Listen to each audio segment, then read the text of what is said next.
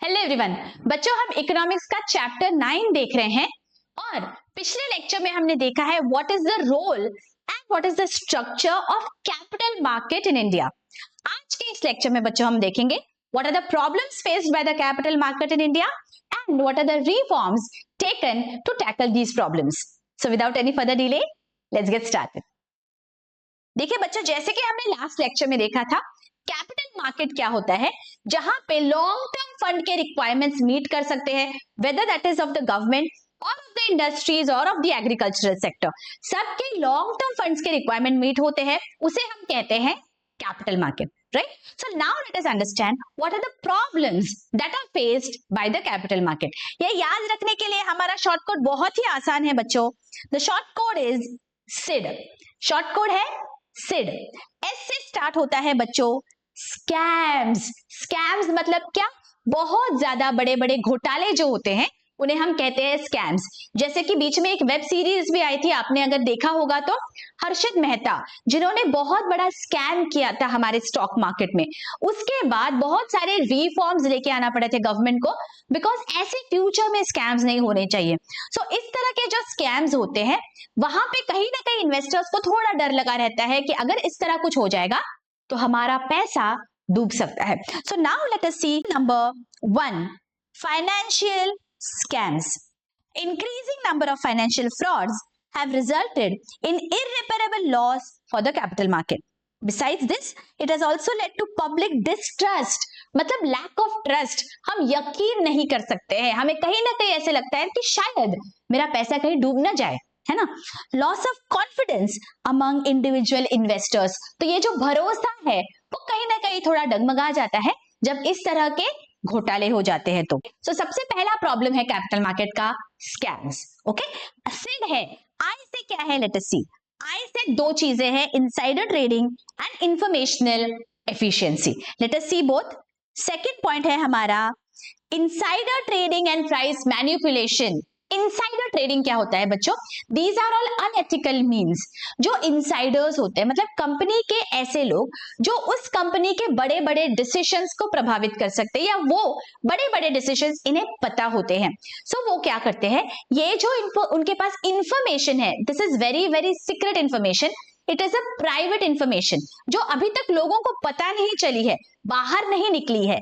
ऐसी न्यूज जो कंपनी के शेयर के प्राइसेस को अफेक्ट कर सकती है, ऐसी न्यूज अगर इन्हें पता हो तो ये लोग क्या करते हैं, अनएथिकली उस न्यूज का फायदा उठा के वो कंपनी के शेयर्स में या तो इन्वेस्ट करेंगे या उस कंपनी के शेयर्स को वो बेचते हैं, और ऐसा करके वो गलत फायदा उठाते हैं because they are in a powerful position, in a position from where they have access to such very very crucial information about the company. तो ये बहुत अनएथिकल होता है बच्चों, this is illegal, this is not allowed, but this is happening. So यहाँ पे कहीं ना कहीं वापस भरोसे की बात आ जाती है।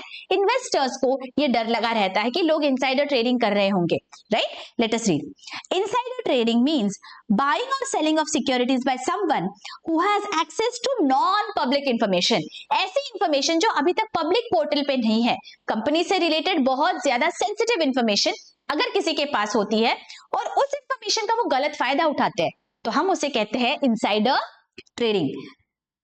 और unpublished information for personal benefit.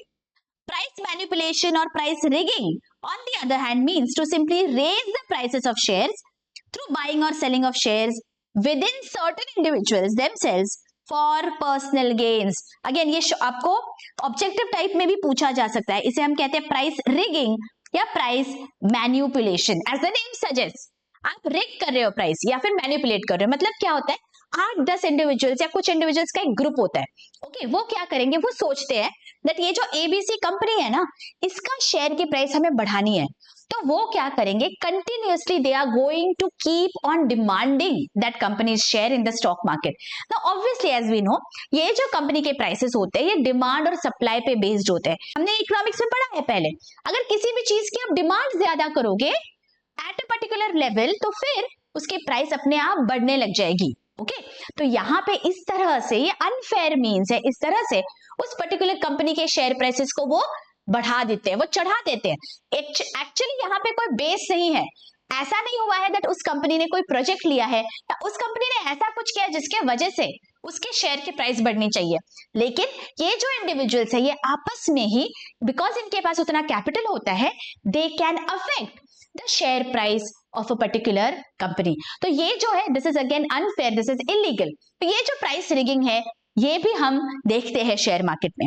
Such illegal practices have affected the smooth functioning of capital market. इस तरह के जो तरीके होते हैं लोग अपनाते हैं, तो इसके वजह से कहीं ना कहीं स्मूथ फंक्शनिंग नहीं हो पाता है। तो दो चीजें अभी तक हमने देखी बच्चों, scams and insider trading. I say और एक है that is lack of informational efficiency, मतलब प्रॉपर ट्रांसपेरेंसी, पूरे के पूरी इंफॉर्मेशन सारे इन्वेस्टर्स को पता होना चाहिए। ये ऑब्वियसली कहीं ना कहीं पॉसिबल नहीं होता है। A market is said to be informationally efficient if a company's stock prices incorporate all the available information into the current prices.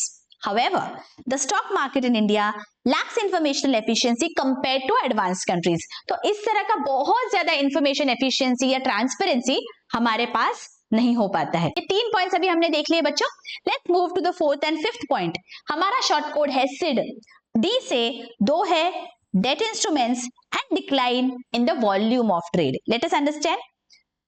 Third point है देखो यहाँ पे inadequate debt instruments. debt मतलब it is a loan that is given to the company, उसे हम कहते हैं debt instrument। और जो debt instruments होते हैं वो fixed income होते हैं।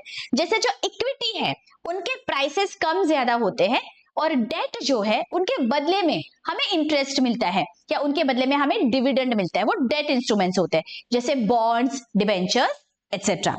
Debt instruments include bonds, debentures, etc. There is not much trading in debt securities due to narrower investor base, high cost of issuance, lack of accessibility to small and medium enterprises. अब यहाँ क्या होता है अगर हम compare करेंगे with equity, तो जो हमारा डेट मार्केट है वो काफी कम है compare to the equity market in India. Now obviously there are some reasons for that, because debt is like a loan that is given. तो यहाँ पे बहुत सारे जो स्मॉल एंड मीडियम एंटरप्राइजेस है उन्हें जल्दी से लोन नहीं मिल पाता है, so they are primarily relying on equity market. Also ये जो डेट इंस्ट्रूमेंट्स है उनमें एक्सेसिबिलिटी कम है, उनका जो कॉस्ट ऑफ इशुएंस है as compare to that of equity ये थोड़ा हाई होता है, एंड दैट इज व्हाई जो डेट मार्केट है उसका वॉल्यूम कम है compare to the equity market. Okay, and last is D say decline in volume of trade. Regional stock exchanges have witnessed sharp decline in the volume of trade because investors prefer to trade in securities listed in premier stock exchanges like BSE and NSE. जैसे कि मैंने आपको बताया था last lecture में, बहुत सारे regional stock exchanges भी है इंडिया में। कुछ स्टॉक एक्सचेंजेस तो बंद हो गए और कुछ स्टॉक एक्सचेंजेस अभी भी फंक्शनल है लेकिन बहुत कम वॉल्यूम है, because investors prefer to invest in securities which are listed in BSE and NSE, Bombay stock exchange and national stock exchange, because हमें कहीं ना कहीं एक भरोसा है, we know that rules and regulations है तो ये काफी अच्छी से फंक्शन करेंगे। लेकिन जो रीजनल स्टॉक एक्सचेंजेस है वहां पे कहीं ना कहीं वॉल्यूम अफेक्ट होता है, बिकॉज उस तरह के रेगुलेशंस वहां पे नहीं है, उस तरह का भरोसा इन्वेस्टर्स का नहीं होता है। These are the primary 5 problems that are faced by capital market in India. Let us quickly revise. Short code बहुत easy है हमारा, SID। S से है scam, I से 2 चीजें हैं, insider trading and informational efficiency, and D से वापस 2 चीजें हैं, debt instruments and decline in the volume of regional stock exchanges. ठीक है, अब ये जो प्रॉब्लम्स है इन्हें टैकल करने के लिए क्या क्या मेजर्स लिए गए हैं वो भी तो देखना पड़ेगा। Let us see. Reforms introduced in the capital market.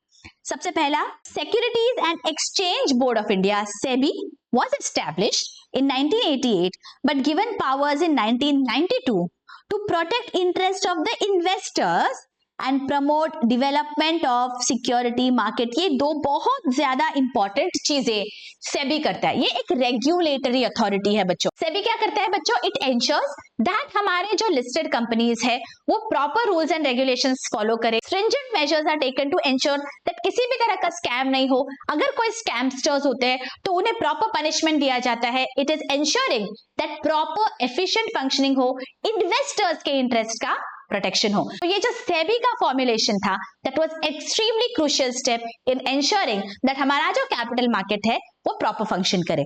Okay, next step क्या है देखो, national stock exchange, the leading stock exchange in India was established in 1992। So NSC, Bombay stock exchange तो बहुत सालों से था, एनएससी का एस्टैब्लिशमेंट हुआ again to ensure that proper rules and regulations follow किए जाए स्टॉक एक्सचेंजेस में। Okay, number 3, computerized screen-based trading system was introduced as a part of modernization.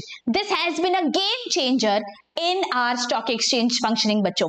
पहले अगर आपने देखे होंगे, पहले कोई मूवीज देखे होंगे, तो वहां पे आपने देखा है बच्चों that पहले जमाने में कैसे होता था, एक रिंग होती थी जहां पे every day these traders or their men used to go and they used to buy and sell securities। तो बहुत ज्यादा वहां पे कमोशन होता था, बहुत डिफिकल्ट था ट्रेडिंग करना because everything was physically done. लेकिन बिकॉज ऑफ कंप्यूटराइज सिस्टम, पहली बात तो एक्यूरेसी बढ़ गई है, स्पीड बढ़ गई है, एंड इस तरह से अभी लोगों को जाके नहीं कुछ करना पड़ता है, कंप्यूटर्स और मोबाइल के सहारे से भी हम इस तरह से इन्वेस्ट कर सकते हैं। तो अभी ज्योग्राफिकल रीच बढ़ गया है because of computerized system। Okay, so this has been a very very important step in ensuring that हमारा जो functioning है stock market का वो better हो जाए। ठीक है, next, demat account has been introduced since 1996 to facilitate easy purchase and sale of shares by the investors through electronic method। demat मतलब dematerialized। पहले क्या होता था, फिजिकली हमारे पास शेयर्स होते थे, अगर हम कहीं खरीदते थे शेयर्स तो हमारे पास एक कॉपी आती थी शेयर की। Okay, that was a physical copy.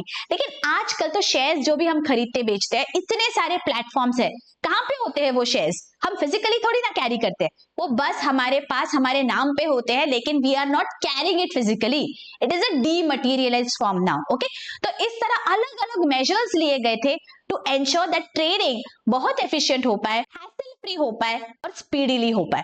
ठीक है, next, increase access to global funds by Indian companies was permitted through ADRs and GDRs। अब हमारी जो कंपनीज है, इनमें अगर फॉरेन इन्वेस्टर्स इन्वेस्ट करना चाहे तो वो भी कर सकते हैं through ADRs and GDRs, American depository receipts, global depository receipts. तो इस तरह से क्या किया गया, हमारे जो कंपनीज है, हमारे जो इंडस्ट्रीज है, उनके लिए ये डोर ओपन हो गया फॉरेन इन्वेस्टर्स का। Now a huge inflow of foreign money through ADRs and GDRs is possible. Okay, next क्या है देखो, investor education and protection fund. As the name suggest, investors के पास प्रॉपर इंफॉर्मेशन होनी चाहिए और उनका हम प्रॉपर प्रोटेक्शन कर पाए स्कैम्स से, इसलिए IEPF was established in 2001 to promote awareness and protecting interest of the investors। सारे इन्वेस्टर्स का इंटरेस्ट अगर प्रोटेक्ट होगा तो उनका भरोसा बढ़ेगा ये सारे सिस्टम पे, और अगर भरोसा बढ़ेगा तो obviously the volume is going to increase, and if the volume increases it is going to lead to economic development and growth. Alright, so now we have come to the end of this chapter बच्चों। Next video में हम हमारा last chapter देखेंगे and after that we will start with our revision lectures। I hope you all are going through accountancy lectures as well बच्चों। Class 11th and 12th के accountancy and economics के सारे lectures chapter wise available है channel के home page पे। Do go through those lectures and make the most of it। मिलती हूँ आपको next video में। Till then, take care, bye bye।